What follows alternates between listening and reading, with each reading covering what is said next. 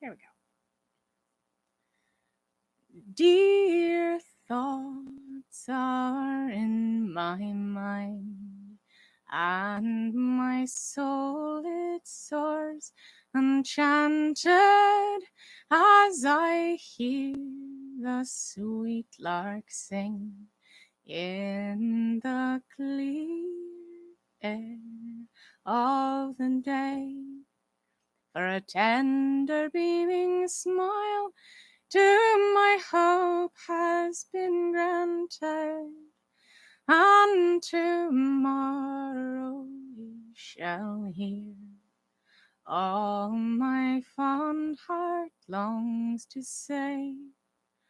I will tell him all my love, all my soul's pure adoration, and I know he will hear my voice, and he will not answer nay.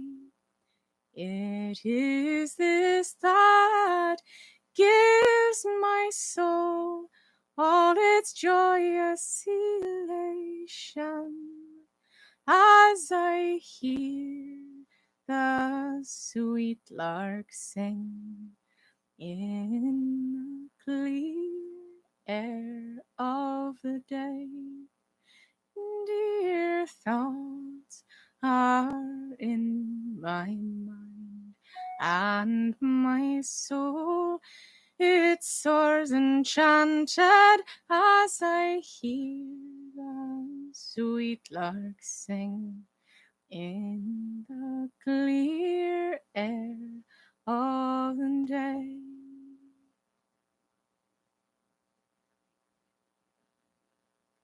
As I went out by Huntly town one evening for to feed with Bogie O'Kearney, and with him I did agree to mind his two best horses, or cart, or harrow, or plough, or anything about farm work that I very well should know.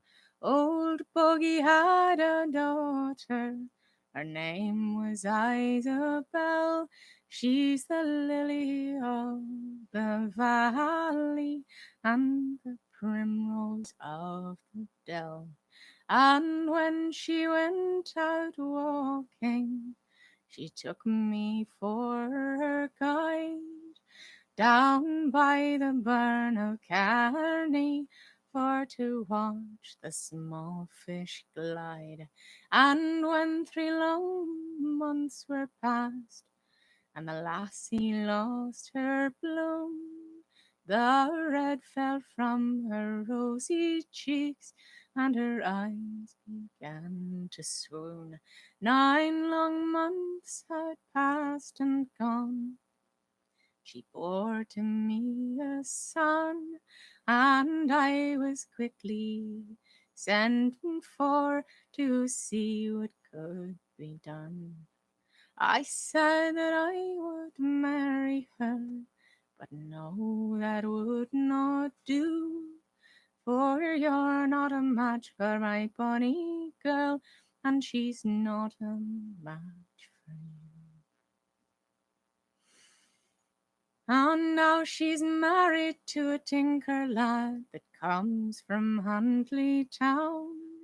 He sells pots and pans and paraffin lamps, and he scours the country round.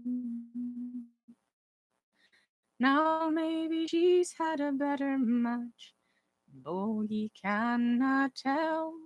So farewell, O lads o' Huntly town, and to Bogie's bonny bell. So farewell, ye lads o' Huntly town, and to Bonnie's Bogie bell.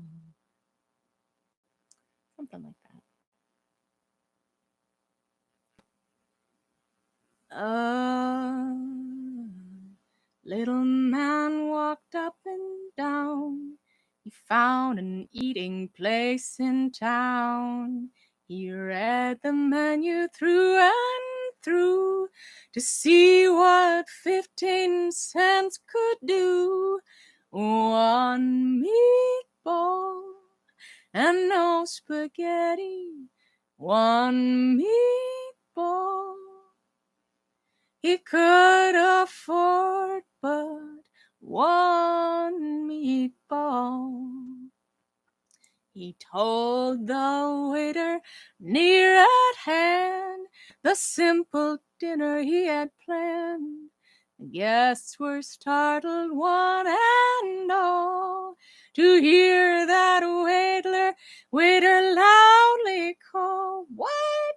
One meatball and no spaghetti, one meatball. Hey, this here gent wants one meatball." The little man felt ill at ease, said, "Some bread, sir, if you please." The waiter hollered down the hall, "You get no bread with one meatball, one meatball, and no spaghetti, one meatball." Well, you get no bread with one meatball. The little man felt very bad. One meatball was all he had, and in his dreams he hears that call, "You get no bread with one meatball, and no spaghetti, one meatball." Well, you get no bread with one meatball.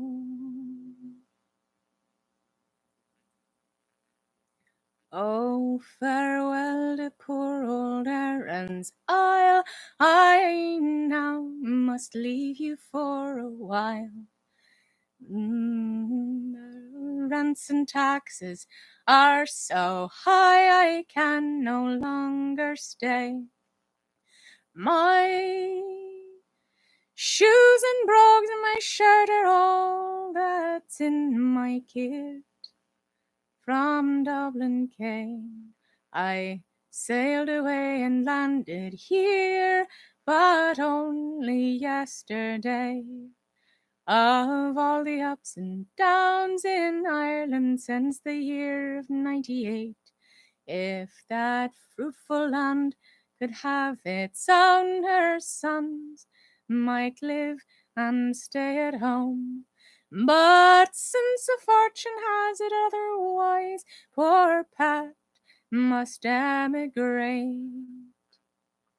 The devil a word I'd say at all, although our wages are but small.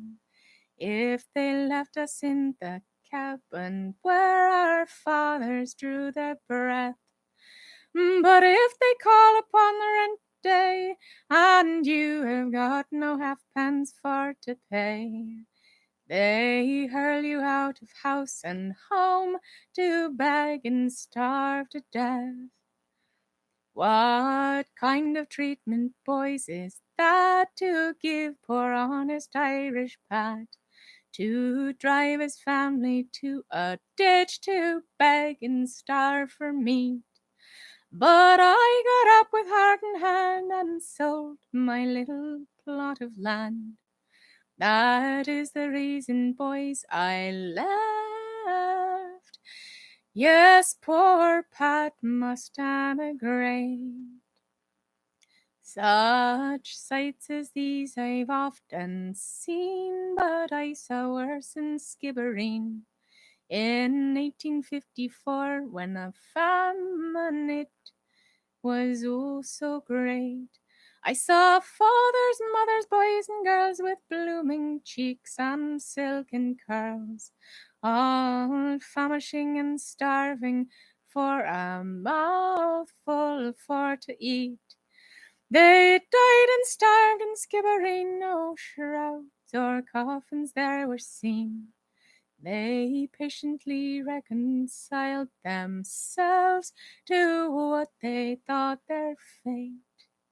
They were their own in graves just by wholesale, which caused many an Irish heart to wail, and made many an Irish boy and girl be glad to emigrate.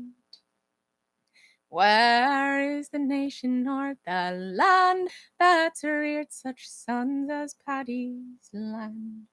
Or where's the man more noble than thee they call poor Pat? Have we not bled for England's queen where'er her foes were to be seen? Who took the town of Delhi? Will you please to tell me that? Have we not pursued that India chief and Nana Sahib, that cursed thief, who skivered babes and mothers and left them unto their fate? Then why should we be so oppressed in own dear land St. Patrick blessed, the land from which we love the best? Poor Pat must emigrate. There's no true son from Paddy's land, but respects the memory of poor Dan, who fought and struggled hand in hand to free us from our chains, who advocated Ireland's right with all his strength and all its might, and was but poorly recompensed for all his toils and pains. He told us for to build na brush, and in him for to put our trust, and he would not desert us, nor leave us to our fate. But death to him no favour shows, from the beggar man up to the throne, since they took our liberator. Poor Pat must emigrate. With spirits bright and purses light, my boys, I can no longer stay. The Shamrock sails immediately, bound for far America. They say there's bread and work for all, which we cannot get in Donegal. I have told the truth by the great Saint Ruth, believe me what I say. I've told the truth by good night, me boys, with hand and heart. You take Ireland's part. I can no longer stay, for fear I'll be too late. But if ever again I reach this land, I hope to be a different man. So God be with Ireland, poor Pat must emigrate.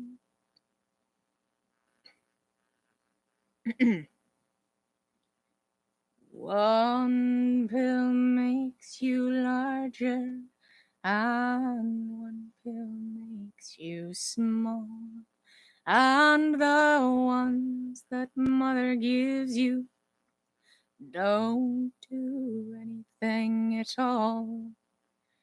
Go ask Alice when she's 10 feet tall. And if you go chasing rabbits and you know you're going to fall, tell them a hookah smoking caterpillar has given you the call. He called Alice when she was just small. When men on the chessboard get up and tell you where to go, and you've just had some kind of mushrooms, and your mind is moving low, go ask Alice, I think she'll know. when logic and proportion have fallen sloppy dead, and the white knight is talking backwards, and the red queen's off her head. Remember what the dormouse said. Feed your head, feed your head. Feed your head, that.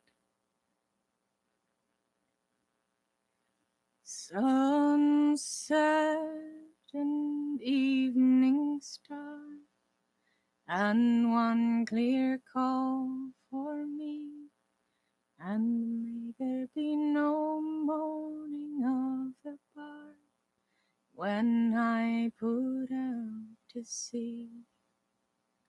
When I put out to sea, when I put out to sea, and may there be no moaning of the bar when I put out to sea.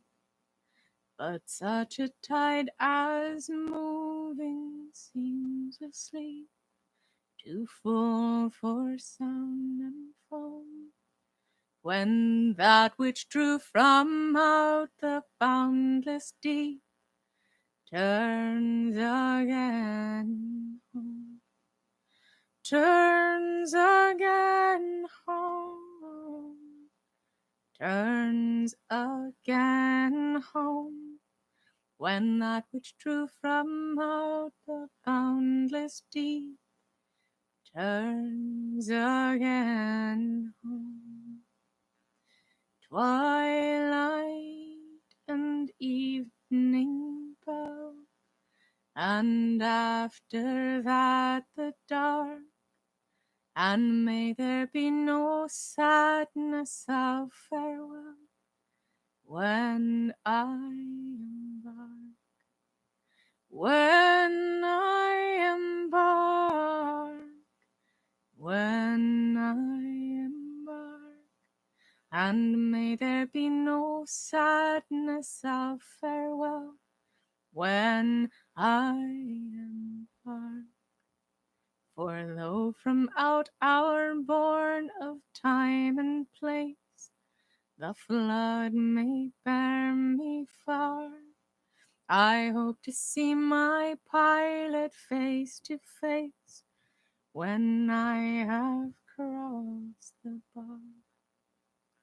When I have crossed the bar, when I have crossed the bar, I hope to see my pilot face to face when I have crossed the bar.